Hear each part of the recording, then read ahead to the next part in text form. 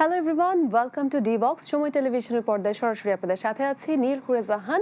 বিশ্বকাপের গ্রুপ স্টেজের খেলা ঠিক যখনই মনে হচ্ছিল যে আরও বেশি নাটকীয় কি হতে পারে, আরও বেশি আপসেট কি হতে পারে, আমরা বারবারই ভুল প্রমাণিত হচ্ছি। প্রথমেই পর্তুগাল 80% সময় বলের পজিশন থাকা সত্ত্বেও এমন একটি রেজাল্ট ডোমিনিকান রিপাবলিক অফ কঙ্গোর সাথে, যেটি অনেককেই আপসেট করেছে, মনে হয় খোদ রোনালদো এবং পর্তুগালকেও আপসেট করেছে। এবং তারপর ইংল্যান্ড এবং ক্রোয়েশিয়ার ম্যাচে কিন্তু আমরা মাত্র দেখছিলাম চমৎকার 6টি গোল নিয়ে জমজমাট একটি ম্যাচ হলো। আমরা এই দুটো ম্যাচ নিয়ে স্পেশালি আজকে কথা বলবো। আমার সঙ্গে আজকে আছেন senior sports journalist M Kaiser. Welcome, কেমন আছেন? জি ভালো আছি। ভালো আছেন আপনি? ভালো আছি। After a long time finally football নিয়ে কথা বলতে যাচ্ছি এবং আজকেই দুটো ম্যাচ, এবং যদি বলি ইংল্যান্ড এবং পর্তুগাল দুটোই ফেভারিটের তালিকায় আছে। Croatia also very good team. আজকেও কিন্তু তারা তাদের শক্তিমত্তা দেখিয়েছে। How did you enjoy both of the matches? শুরুতে সেটা একটু জানতে চাই। আকিজ ইস্পাত ভালো মানের রডের থেকেও 12% অধিক শক্তিশালী ও দীর্ঘস্থায়ী। আকিজ আপনি পর্তুগালের কাছ থেকে যে এরকম ভাবে আপনার ফুটবল আশা করেছিলাম, আমি খুব একটু আক্রমণাত্মক ফুটবল খেলবে, এবং কঙ্গোর যেটা আপনি বললেন যে তারা ফেভারিট হিসেবে এই টুর্নামেন্টে খেলতে এসেছে, বাট তারা ফেভারিটের মতো খেলতে পারেনি। কারণ কঙ্গো এই প্রথমবারের মতো, কঙ্গোর আগের নাম ছিল জায়ার, এবং তারা 52 হিসেবে তারা খেলেছিল প্রায় 50 বছর আগে, 52 ইয়ার্স আগে। এখন তারা আবার নতুন দল নামে, দেশের নামে খেলতে এসেছে, এবং এসেই তারা যে কাজটুকু করেছে তাদেরকে সেরকম ভাবে হয়তো গণায় অনেকে ধরেনি। এবং প্রথমার্ধে তাদের খেলাটুকু সেরকম ভাবে, মানে আমার কাছে, আমি পুরো খেলাটা দেখেছি, প্রথমার্ধে মনে হয়নি যে তারা পর্তুগালের সাথে খুব একটা কম্পিটিটিভ একটা ফুটবল খেলতে পারবে। বাট তারা গোল শোধের পর, প্রথমার্ধেই তারা গোলটা শোধ করেছিল, প্রথমার্ধের আপনার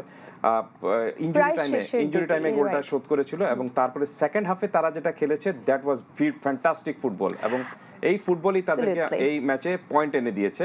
এবং যেটা আপনি বললেন যে আপসেট হয়েছে, আপসেট বললে হয়তো কঙ্গোকে একটু আপনার ছোট করা হবে, given their performance. Right, beautiful performance করেছে, মানে আপনার এই পর্তুগালের এই দলটাকে আটকে দেওয়ার জন্য, বা তাদের কাছে। এবং আপনি যদি দেখেন সেকেন্ড হাফে স্পেশালি ওদের যে 5-3-2 ফরমেশনটা ছিল, এবং সেটা খুব দুর্দান্তভাবে তারা মেইনটেইন করেছে। পর্তুগালের কিন্তু কঠিন হয়ে পড়েছে সেটা ব্রেক করা, এবং শেষ পর্যন্ত কিন্তু পারেনি। It's was very pragmatic formation. কারণটা হলো যে পর্তুগাল জানতো, এই আপনি কঙ্গো জানে যে পর্তুগাল তাদের চেয়ে অনেক স্ট্রং টিম। পর্তুগাল কিন্তু এই বিশ্বকাপের সেমিফাইনাল, ইভেন ট্রফি জয়ের জন্য কিন্তু এসেছে, বাট কঙ্গো কিন্তু সেটার জন্য আসেনি। কঙ্গো এক অর্থে কিন্তু আপনাকে বলতে হবে যে they are coming here just as a participatory team, এবং পার্টিসিপেটরি টিম হিসেবে যখন আসবে এবং এত বড় শক্তিশালী একটা দলের বিরুদ্ধে খেলবেন, সেখানে যদি আপনি শুরু থেকে হাইলাইন ডিফেন্সে মানে অ্যাটাকে চলে যান, অথবা দেখবেন যে আপনি ডিফেন্স ঠিক মতো না রেখে আপনি মিডফিল্ড এবং অ্যাটাকে যদি আপনি বেশি একটু ফোর্স যোগ করেন, তাহলে কিন্তু আপনার ডিফেন্সটা শূন্য হয়ে যাবে। এই কারণে তারা প্রথম থেকে যে কাজটুকু করেছে সেটা হলো যে 5 ম্যান ডিফেন্স নিয়ে তারা খেলেছে,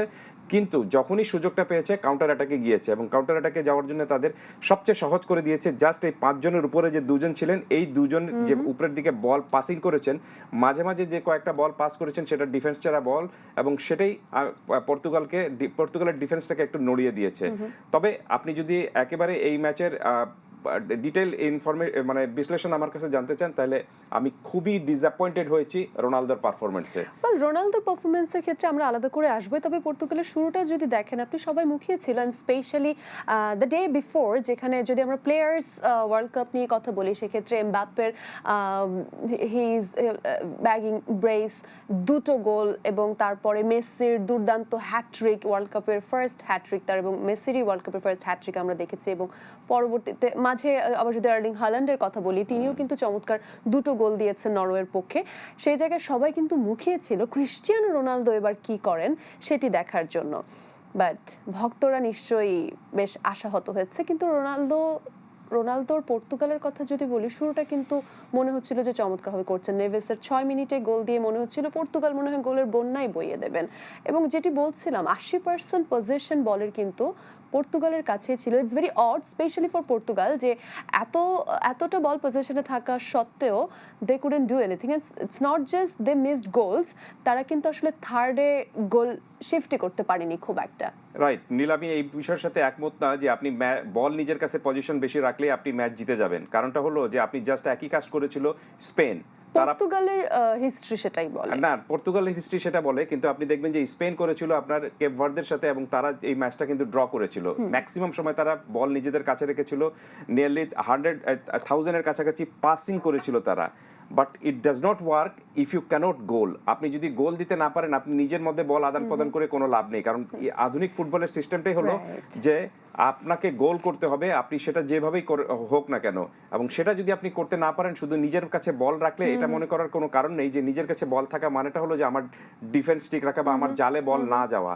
এটা অনেক পুরনো কনসেপ্ট এবং এই কনসেপ্ট থেকে বেরিয়ে আসতে হবে, এবং সেটা করতে পারেনি দেখে পর্তুগাল আজকে কিন্তু এক অর্থে আটকে গিয়েছে।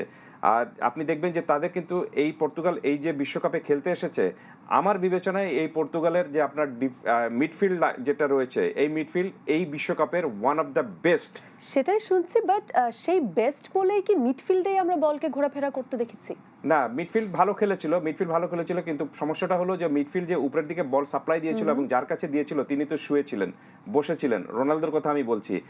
টোটালি আমি ডিসঅ্যাপয়েন্টেড যে এরকম একজন খেলোয়াড় যিনি আপনি একবারও কিন্তু তিনি ওই প্রতিপক্ষের ডি বক্স থেকে বাইরে আসেননি বা আপনি নিজের সীমানায় আসেননি। তার মানেটা হলো যে তিনি এক অর্থে দাঁড়িয়ে দাঁড়িয়ে খেলেছেন।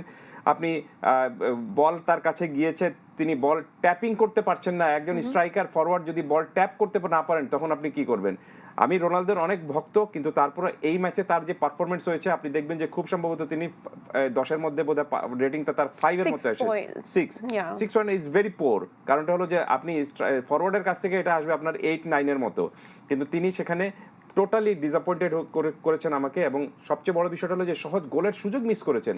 গোল তার জন্য কিন্তু বাড়িয়ে দিয়েছিল মিডফিল্ডাররা। তার কাছে বল গিয়েছে, কিন্তু তিনি আসলে নিষ্ক্রিয়, নিষ্প্রভ ছিলেন। কিন্তু অনেক ক্ষেত্রে অনেকের আমরা অ্যানালাইসিস দেখি বা ফ্যানদের যে মতামত দেখি, সেখানে কিন্তু অনেকে আবার এটি অভিযোগ করছেন যে তাকে সতীর্থরা প্রপারলি বল পাস করেননি। না, তাকে বল পাস করা হয়েছিল, আমি দেখেছি বেশ কিছু বল সেকেন্ড পাস হাফে করা দুটো এসেছিল এবং তিনি সেগুলো শট করতে পারেননি। রাইট। এবং আমার কাছে মনে হচ্ছে কি জানেন, আমার কাছে মনে হচ্ছে যে তিনি বোধহয় উইং এ খেললে ভালো করতেন। তিনি এত ফরওয়ার্ডে না গিয়ে তিনি যদি উইং এ থাকতেন, তিনি যখন রিয়াল মাদ্রিদে খেলতেন বা তিনি ইভেন ম্যানচেস্টার ইউনাইটেডে যখন খেলতেন, তখন কিন্তু উইং থেকে বল নিয়ে তিনি উপরের দিকে চলে যেতেন। কিন্তু এখানে তাকে দেখে মনে হচ্ছে যে তাকে কেউ বোধহয় বল বানিয়ে দিবে, তিনি গিয়ে যা শুধুমাত্র গোলটা করবেন, এবং সেটাও তিনি করতে পারেননি। অন্তত দুটো গোল, ইজি গোলের সুযোগ তিনি মিস করেছিলেন।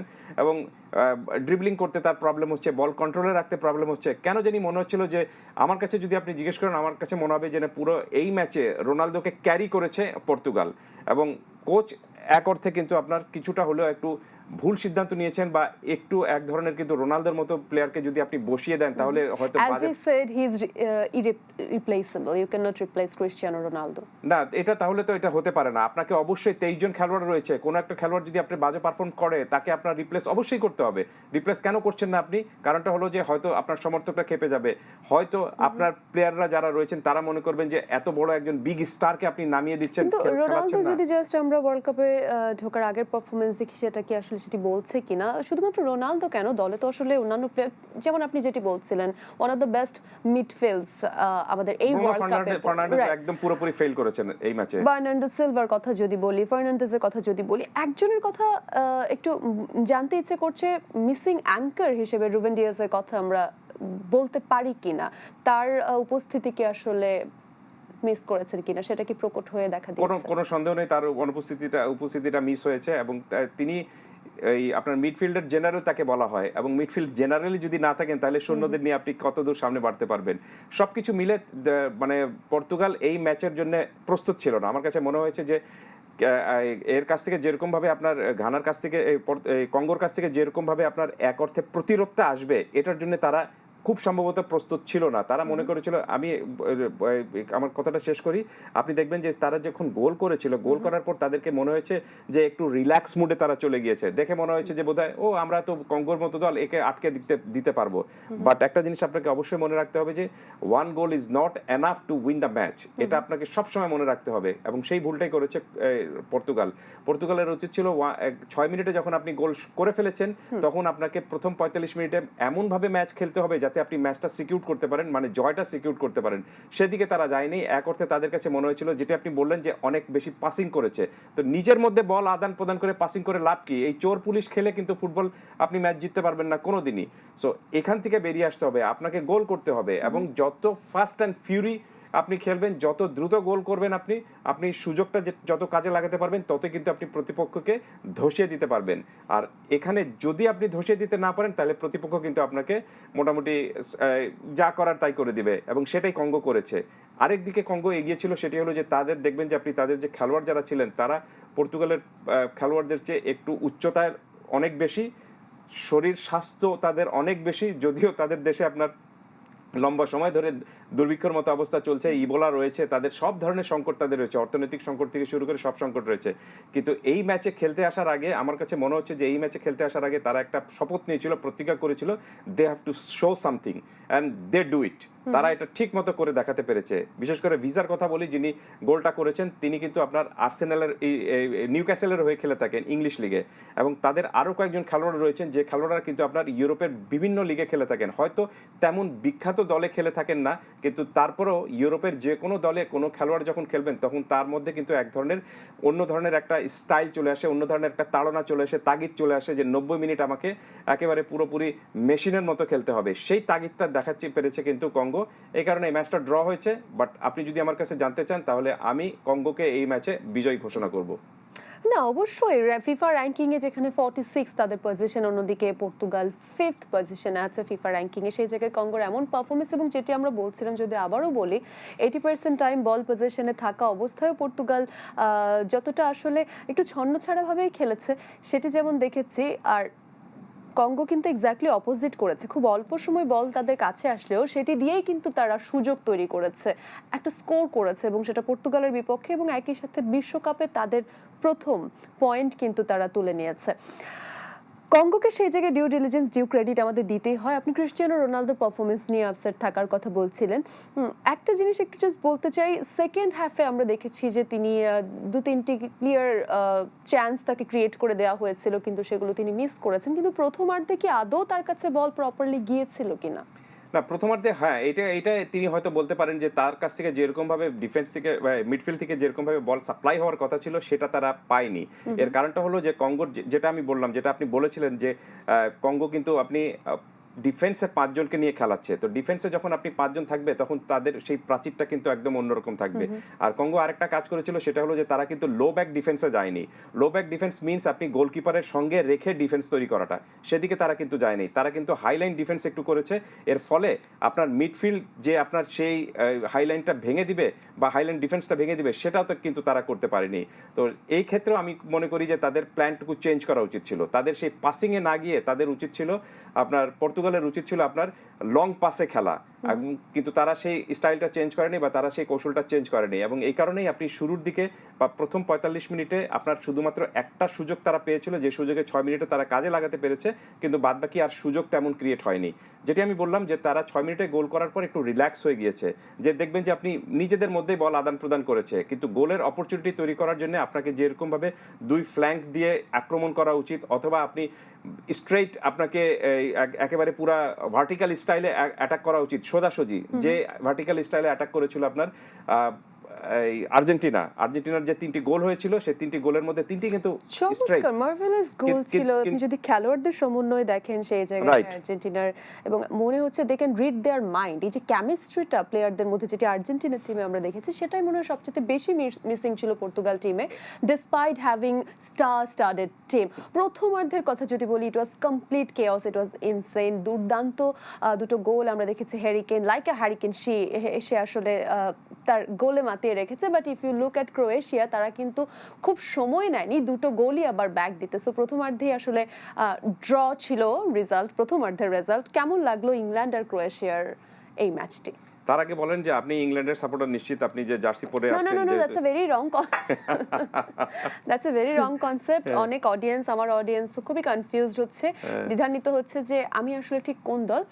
ইটস জাস্ট আমি এক এক দিন এক এক টিমে জার্সি পরছি, সো যেই খেলা থাকছে সেই টিম মিলিয়ে, যেহেতু ইংল্যান্ডের খেলা বেশি ভালো লেগেছে আজকে, সো আজকে ইংল্যান্ডের jersey. Okay, thank you. Now come to the match analysis. আপনি ম্যাচে দেখবেন যে আপনি ইংল্যান্ড এখানে যেটা হয়েছে যে এটাকে বলা যেতে পারে যে আপনি গোল ফিস্টের একটা ম্যাচ, কারণ সব মিলিয়ে গোল হয়েছে আপনার 6টা গোল হয়েছে, 4-2-তে আপনার এই ইংল্যান্ড জিতেছে। বাট মজার বিষয়টা হলো যে প্রথম পেনাল্টিটা যখন হয়েছিল সেই পেনাল্টিটা থেকে কিন্তু আপনার মিস পেনাল্টি হয়েছিল, যেটা হ্যারি কেন গোল করতে পারেননি।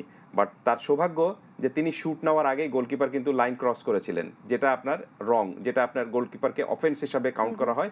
এই কারণে সেকেন্ড ওই বলটা তিনি ঠেকিয়ে দেওয়ার পরও সেটা কিন্তু আপনার মানে পেনাল্টিটা আবার নিতে হয়েছে পেনাল্টিটা। তো এবং দ্বিতীয়বার দফায় যখন পেনাল্টিটা সেই হ্যারি কেন নিয়েছেন, তিনি একই জায়গা থেকে শুট নিয়েছেন এবং গোলকিপার উল্টো দিকে লাফ দিয়েছেন। তো এক অর্থে বলা যেতে পারে যে পেনাল্টি দিয়ে আপনার বিশ্বকাপটা এবার শুরু হয়েছে ইংল্যান্ডের। কিন্তু সেই লিডটা তারা বেশ ভালো, প্রায় 24 মিনিট পর্যন্ত সেই লিডটা ধরে রাখতে পেরেছিল। 12 মিনিটে গোলটা শোধ করেছিল এবং 36 মিনিটে আপনার এই ড্রামাটা হয়েছিল 9 মিনিটের সময়। রাইট, ড্রামাটা 9 মিনিটের সময় হয়েছিল এবং 36 মিনিটের সময় কিন্তু আপনার গোলটা শোধ করেছে ক্রোয়েশিয়া।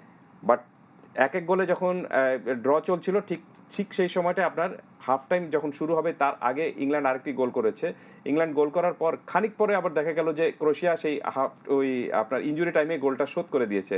দ্যাট মিনস মানে ইংল্যান্ড একবার গোল করছে, ক্রোয়েশিয়া শোধ করছে, ইংল্যান্ড গোল করছে, ক্রোয়েশিয়া শোধ করছে। এই যে একটা সমতার মতো চলে গিয়েছিল, ম্যাচটা খুব সুন্দর উপভোগ্যর মতো হয়ে পড়েছিল। কিন্তু আপনার দ্বিতীয় ধাপের পর মানে হাফের পরে ক্রোয়েশিয়া আর কিন্তু আপনার সেই প্রতিরোধটা গড়ে রাখতে পারেনি। ইংল্যান্ড খুব এক অর্থে পুরো ম্যাচটাই ইংল্যান্ড খুবই মানে বেশি আক্রমণে চলে গিয়েছিল এবং আক্রমণে চলে যাওয়ার কারণেই তারা আরো দুটো গোল তুলে নিতে পেরেছে। লিথাল অ্যাটাকিং আমরা দেখেছি ইংল্যান্ডের কাছ থেকে, এবং যখনই তারা অ্যাটাক করছিল তারা কিন্তু ভয়ঙ্কর হয়ে উঠছিল। কিন্তু একই সাথে তাদের ব্যাকলাইন ভালনারেবিলিটি কিন্তু ধরা পড়ছিল যখনই ক্রোয়েশিয়া আসলে কাউন্টার অ্যাটাক দিচ্ছিল। পেনাল্টি গিভ আওয়ার কথা বলছিলেন সেই জায়গা থেকে, talking about Luka Modric giving away a penalty এবং একই সাথে getting served at 57th minutes. এই ব্যাপারটাই কি আসলে মনে হচ্ছে যে ফাইনালি 40-year-old প্লেয়ারকে আসলে কিছুটা ক্যাচ আপ করেছে সেই এইজের ব্যাপারটা? Is this the official end of Croatia's golden generation? তা কিছুটা বলতে পারেন। কারণটা হলো যে গোল্ডেন জেনারেশন, ক্রোয়েশিয়াকে সবসময় কিন্তু গোল্ডেন জেনারেশন বলা হয়। এর আগের যে বছর 4 বছর আগে তারা যখন খেলেছিল তখনও বলা হয়েছিল যে this is the golden generation of Croatia. এবং তার আগে যদি 2018-তে আমি ফিরে যাচ্ছি, সেখানেও বলা হয়েছিল যে এটাই বোধহয় সোনালী প্রজন্ম, এবং সেই সোনালী প্রজন্ম সেমিফাইনাল পর্যন্ত ফাইনাল পর্যন্ত খেলেছিল। সেই প্রজন্মটাই কি এবার 26-এ শেষ হচ্ছে? অবশ্যই কয়েকজন খেলোয়াড় তো অবশ্যই, পেরিসিচ রয়েছেন, আপনার লুকা মডরিচ তো অবশ্যই এটা তার শেষ বিশ্বকাপ। এবং এই বয়সে অনেকে কিন্তু আপনি বিশ্বকাপে, যেমন তিনি যে জায়গায় খেলে থাকেন, মিডফিল্ডে খেলে থাকেন, সেখানে এই বয়সে আপনার ফুটবল খেলাটা ভেরি টাফ। তারপরে সেই কঠিন দায়িত্বটুকু তিনি নিয়েছেন এবং আজকের এই ম্যাচে তাকে খুব একটা যে সেরকমভাবে আগের মতো তাকে যেরকমভাবে দেখা যেত তা কিন্তু দেখা যায়নি। তো সব কিছু মিলে আমার কাছে মনে হয়েছে যে ইংল্যান্ড গোল করার জন্য যেরকম ক্ষুধা ছিল, ক্রোয়েশিয়ারও ছিল, কিন্তু ইংল্যান্ড প্রপার ফুটবলটা খেলেছে সেকেন্ড হাফে, যেটা ক্রোয়েশিয়া মিস করেছে। ক্রোয়েশিয়া যা করার ভালো খেলেছে সেটা হলো প্রথম ধাপেই। আপনি দেখবেন যে ক্রোয়েশিয়া যে দুটো আক্রমণ করেছিল সেই দুটো আক্রমণ থেকে কিন্তু তারা গোল করেছে। দুটো আক্রমণই হয়েছিল এবং দুটোই কিন্তু আপনি পোস্টে ছিল, দুটো থেকে গোল হয়েছে। সো এই জিনিসটাই তারা সেকেন্ড হাফে তাদের রাখা উচিত ছিল, কিন্তু সেকেন্ড হাফে তারা রাখতে পারেনি। গোল করার ফোর্স বাড়িয়ে দিয়েছিল ইংল্যান্ড এবং এই কারণে তারা সেখান থেকে শোধটা তুলে নিতে পেরেছে। ইংল্যান্ডের এই লিথাল অ্যাটাকিং এর কথা যদি বলি, কি মনে হচ্ছে এই প্রথম ম্যাচের খেলা দেখে এই ওয়ার্ল্ড কাপে তাদের চান্স কতটুকু দেখছেন? ওয়ার্ল্ড কাপের দিকে কতটুকু এগিয়ে দিবে? আবার যদি তাদের যে ডিফেন্সিভ ল্যাপসেস আমরা দেখেছি আসলে লক্ষ্য করেছি এই ম্যাচে, সেটির জন্য কি আমরা ফ্রান্স বা ব্রাজিলের মতো দলের কাছে কি তাদেরকে ভুগতে হবে কিনা? ওয়েল নীল, আমি ইংল্যান্ডের কোনো সময় কিন্তু সাপোর্টার না, এবং আমি কখনোই ইংল্যান্ডের ফুটবলটাকে আমার কাছে খুব বেশি টানে না। কারণটা হলো যে আপনি দেখবেন যে কোনো টুর্নামেন্টে ইংল্যান্ড যখন খেলতে নামে তখন তাদেরকে কিন্তু বিবেচনা করা হয় দে আর টাইগার্স, দে আর লায়ন্স, দে আর সামথিং এলস, দে আর অনেক শক্তিশালী, দে আর টপ ফেভারিট। কিন্তু এটা কোথায়? শুধুমাত্র আপনার ব্রিটিশ মিডিয়ায়, নাথিং এলস। আপনি অন্য কোথাও পাবেন না। কিন্তু নইলে 1966 সালের পর এখন পর্যন্ত এই বিশ্বকাপে কোনো মানে তেমনভাবে তারা বিশ্বকাপের কন্টেন্ডার হতে পারেনি কেন? অনেক জটিলতার মধ্যে রয়েছে। এবং এই দলটাকেও দেখে আমার কাছে মনে হয়েছে যে এদের, আপনি যেভাবে বললেন যে এদের আসলে ডিফেন্সে তো অবশ্যই ল্যাপস রয়েছে, তার চেয়েও বড় আমি মনে করি যে ল্যাপস রয়েছে সেটি হলো যে আপনি আক্রমণ ভাগে। আজকে হয়তো অনেকে বলবেন যে না, এখানে তো 4টা গোল তারা করেছে, তারপরে কেন আপনি আক্রমণের কথা, মানে আক্রমণের ল্যাপস রয়েছে সেটা বলছেন? তারপর আমার কাছে মনে হচ্ছে যে বিশ্বকাপ জেতার জন্য যেরকমভাবে আপনার একটা কংক্রিট অ্যাটাকিং ফরমেশন থাকার দরকার, অ্যাটাকিং জোনে যেরকম ফ্লেয়ার থাকার কথা, যারা আপনার গোল বানিয়ে দিতে পারে, গোল তৈরি করতে পারে, আপনার একক কৃতিত্বে ইন্ডিভিজুয়াল স্কিল দেখিয়ে প্রতিপক্ষ আপনার ডিফেন্সকে একেবারে ভেঙে চুরে চুরমার করে দিতে পারে, তেমন আপনার অ্যাটাকার কই এখানে, আমি তো সেরকম ভাবে দেখতে পাইনি। শুধুমাত্র যদি আপনি বলেন বেলিংহাম রয়েছেন এখানে, রাশফোর্ড রয়েছেন, আপনি এখানে হ্যারি কেন রয়েছেন, কিন্তু হ্যারি কেন দেখবেন যে আপনি হেড দিয়ে গোলটা করেছেন, তিনি দুর্দান্ত, কোনো সন্দেহ নেই। দ্যাট ওয়াজ ভেরি বিউটিফুল গোল, ওটা একটা প্ল্যানিং এর গোল ছিল, এক্সেলেন্ট গোল ছিল এটা। কিন্তু তারপরে যদি আপনি তাকে পুরো খেলার মধ্যে দেখেন, যে একটা যে স্ট্রাইকারের ইন্ডিভিজুয়াল স্কিল নিয়ে একটা বল নিয়ে যে একদম পুরোপুরি আপনার প্রতিপক্ষের ডিফেন্সে ঢুকে যাবেন এবং প্রতিপক্ষের ডিফেন্সকে চুরমার করে দিবেন বা একটা ভয় দেখাবেন, সেই জিনিসটা কিন্তু ইংল্যান্ডের দলের মধ্যে অন্তত আমি খুঁজে পাইনি, যেটা অন্যান্য দলের মধ্যে স্ট্রাইকারদের মধ্যে রয়েছে। সো এই দল নিয়ে ইংল্যান্ড হয়তো সেকেন্ড হাফ রাউন্ডে যেতে পারবে, বাট তারা কোয়ার্টার ফাইনালের পরের ধাপ পেরোতে পারবে কিনা অন্তত আমি বিশ্বাস করি না। কিছু একটা তো ব্রেক টাইমে চেঞ্জ হয়েছিল, কারণ শুরুতে দুটি গোল কনসিড করা, কিন্তু ব্রেক টাইমের পরে কিন্তু আর কোনো গোলই ইংল্যান্ড কনসিড করেনি। What actually it shall change? In the meantime, we don't know. England appear to drop their defensive line slightly lower, যেটি নিউট্রালাইজ করেছে ক্রোয়েশিয়ার লং বলগুলোকে। এবং ডেক্লান রাইসের কথা যদি বলি, আপনি নিশ্চয়ই খেয়াল করবেন, তিনি খুব ক্লোজলি প্লে করেছেন সেন্টার ব্যাকসের দিকে, প্রোটেক্ট করছিলেন জোনটাকে। সো এই স্ট্র্যাটেজিটা কিন্তু কাজে লেগেছে। হ্যাঁ, আপনি যখনই গোলে এগিয়ে যাবেন তখন আপনার কিন্তু এক ধরনের একটা মানে মাথার মধ্যেই চলে আসে যে আমাকে একটু ডিফেন্স লাইনটা শক্ত করতে হবে, যেটা ইংল্যান্ড করেনি। আপনি যখন তারা প্রথমার্ধে দুবার এগিয়ে ছিল, প্রথমার্ধে দুবার এগিয়ে থাকার পর তারা মনে করেছে যে they have done their duty, তাদের বোধহয় কাজ শেষ হয়ে গিয়েছে। আমি দেখছিলাম অ্যালান শিয়ারারও মন্তব্য করছিলেন বিবিসিতে, আপনি ওয়েন রুনিও মন্তব্য করছিলেন, এবং তাদের কাছে দেখে মনে হচ্ছিল যে তাদের মন্তব্যের মধ্যে এটা ছিল যে ইংল্যান্ড বোধহয় মনে করেছে যে খেলা বোধহয় শেষ, কিন্তু খেলার তো এখনো অনেক দেরি রয়েছে। তাদের খেলা দেখে মনে হচ্ছে যে কলারটা তুলে ফেলেছে তারা। তো এই জিনিসটা আপনি যখনই ম্যাচের মধ্যে চলে আসবে, ম্যাচ শেষ না হওয়ার আগ পর্যন্ত, যে আমি জিতে গেলাম, তখনই দেখবেন যে আপনি অনেক ধরনের ল্যাপস কিন্তু চলে আসে, যে ল্যাপসটা তারা কাটিয়ে উঠতে পেরেছে সেকেন্ড হাফে। ভাগ্য ভালো যে তারা এই ম্যাচ থেকে পূর্ণ পয়েন্ট নিয়ে ফিরতে পেরেছে। এমনও হতে পারতো যদি সেকেন্ড হাফে তারা অন্তত, ক্রোয়েশিয়া যদি একটা গোল আগে করে ফেলতো, আমি নিশ্চিত যে এই ম্যাচ থেকে ইংল্যান্ড আর জিততে পারতো না। বাট যেটি হয়েছে রেজাল্টের দিকে যদি তাকাই, it was England's day and they did well, good start. জয়। এবং পর্তুগালের ম্যাচের পর যে মন খারাপ ফুটবল প্রেমী দর্শকদের হয়েছিল, সেটি কিন্তু কিছুটা কেটেছে ইংল্যান্ড এবং এই খেলাটি দেখে, ক্রোয়েশিয়ার খেলাটি দেখে। আমরা শেষের দিকে আছি, ছোট করে নেক্সট দুটো ম্যাচ নিয়ে আপনার ছোট্ট করে প্রেডিকশন যদি জেনে নেই। গ্রুপ এল থেকে ঘানা এবং পানামা মুখোমুখি হতে যাচ্ছে ভোর 5টায়, এবং উজবেকিস্তান কলম্বিয়া মুখোমুখি হতে যাচ্ছে গ্রুপ কে থেকে সকাল 8টায়। প্রেডিকশন কি বলছে এই ম্যাচ? পানামা এবং ঘানার ম্যাচটা এই গ্রুপেরই ম্যাচ, আপনি ইংল্যান্ড এবং ক্রোয়েশিয়ার সাথে তাদের খেলা হবে। সো এখানে এই দুই দল থেকে যে কোনো একটা দলও আমার মনে হয় যে আপনার থার্ড হওয়ার সম্ভাবনা তাদের কারো একজনের রয়েছে। এই গ্রুপ থেকে আপনার ইংল্যান্ড এবং ক্রোয়েশিয়া যাবে, এবং ঘানা এবং পানামার কথা যদি আপনি বলেন, তাহলে ঘানার অনেক বেশি বিশ্বকাপ খেলার অভিজ্ঞতা রয়েছে। ঘানাকে আমি দেখতে পাচ্ছি থার্ড টিম হিসেবে ঘানাকে এগিয়ে রাখছি, এবং এই ম্যাচেও ঘানাকে এগিয়ে রাখছি। আর পরের ম্যাচে উজবেকিস্তান নতুন দল, আপনি আর এই আপনার কলম্বিয়া এর আগে বিশ্বকাপে অনেকবার খেলেছে, কিন্তু তারা কখনোই আপনার শিরোপা কন্টেন্ডার হতে পারেনি। আপনার দ্বিতীয় পর্ব অথবা কোয়ার্টার ফাইনাল পর্যন্ত তারা গিয়েছে। আমি সেই ম্যাচে উজবেকিস্তানের তুলনায় কলম্বিয়াকে এগিয়ে রাখবো।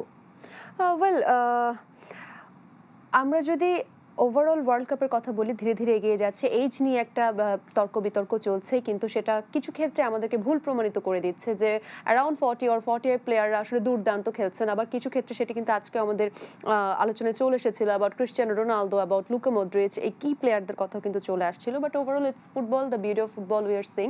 থ্যাংক ইউ সো মাচ আজকে আমাদের সাথে আলোচনায় থাকার জন্য এবং আপনার ইনসাইটগুলো আমাদের সঙ্গে শেয়ার করবার জন্য। আজকের মতো বিদায় নিতে হচ্ছে। আমরা নিশ্চয়ই নেক্সট কোনো ম্যাচ নিয়ে আবার এই অ্যানালাইসিসে মেতে উঠবো। Thank you so much. Thank you Neel. যারা দেখছিলেন এতক্ষণ ডি বক্স থেকে আমরা সরাসরি ছিলাম, এবং আজকের গেস্টের প্রেডিকশন কিন্তু আমরা পেয়ে গেছি নেক্সট দুটো ম্যাচ নিয়ে। দেখা যাক কতটুকু সত্যি হয়। ফুটবলের ম্যাচগুলো কিন্তু আমাদেরকে বারবার সারপ্রাইজ করছে, এবং যত বেশি সারপ্রাইজড হচ্ছে তত হয়তো ইন্টারেস্টিং হচ্ছে the greatest show on earth. আজকের মতো বিদায় নিচ্ছি। Good night everyone, see you soon. এবং সময় টেলিভিশনের পর্দায় প্রত্যেকটি ম্যাচ কিন্তু সরাসরি দেখতে পাবেন। So let's enjoy all the matches.